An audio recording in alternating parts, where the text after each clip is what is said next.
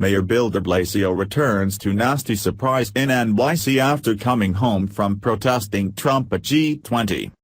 What happens when you're a mayor who thinks you're as important as the president?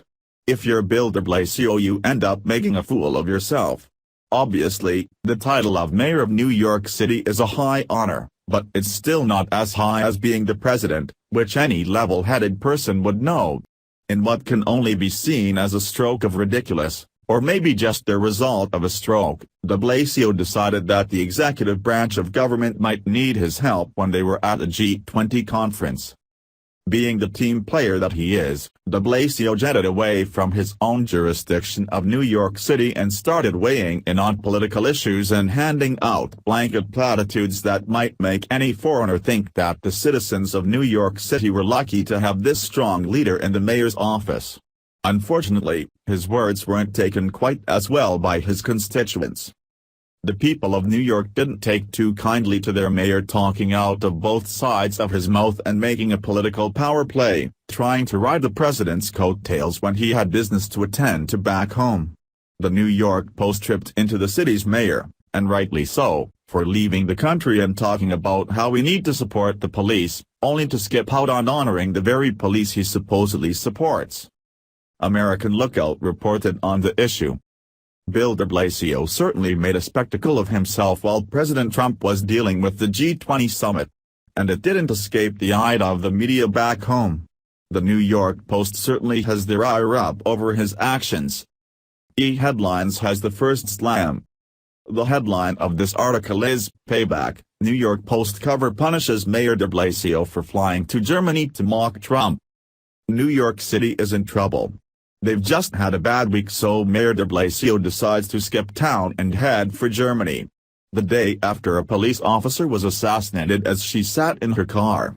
So the New York Post decided it was time to punish the mayor. That less than flattering headline was just the beginning of the PR woes that the disgraced mayor is going to be dealing with for quite some time. The publication went on to lay out, line upon line, exactly what tipped them over the edge to expose his hypocrisy. New York Post. One nice thing about speaking to a foreign crowd, they're unlikely to realize how rude their remarks will sound to the people back home. At least, that's surely true of the lefties in Hamburg who cheered as Mayor DeBlasio waxed bizarre. Right now in New York, talking up the subways as a metaphor for social harmony would bring Bronx cheers. Public transit does indeed have the rich and the poor, people of all faiths and all backgrounds, cramped and close together, but they're all also facing delays and service outages, thanks to leaders like DeBlasio who ignored the system's growing troubles until they became a crisis.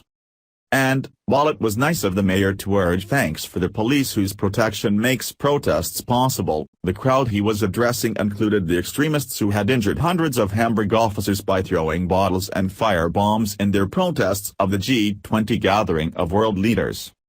Not to mention the fact that DeBlasio, by scooting off to Germany, had missed Saturday's mass vigil at the 46th Precinct Station House for slain police officer Miasotis Familia, just as he'd missed Friday morning's Police Academy graduation ceremony to prepare for his trip. For his audiences, the mayor's speeches were empty feel-good. Let's all congratulate ourselves for supporting diversity and openness. Aren't we just like the civil rights movement? Let's all boo those nasty right-wing populists. We're the real voice of the people.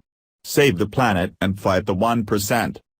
For that, DeBlasio got a free trip to Europe and a chance visit his son, plus the opportunity to field softball questions from the foreign press and to preen as an international progressive leader.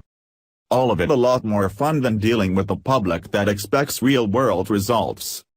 Apparently, he doesn't actually thank the police. He just uses it as a political prop to win over the undecided. This is just another display of the liberal disregard for the actual duties of the offices that they're elected to. There seems to be nothing that is as important to a liberal as the liberal agenda.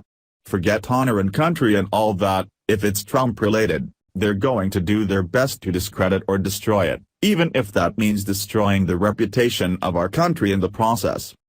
Perhaps these low-level Democrats should stick to doing their jobs and keep their nose out of the president's business.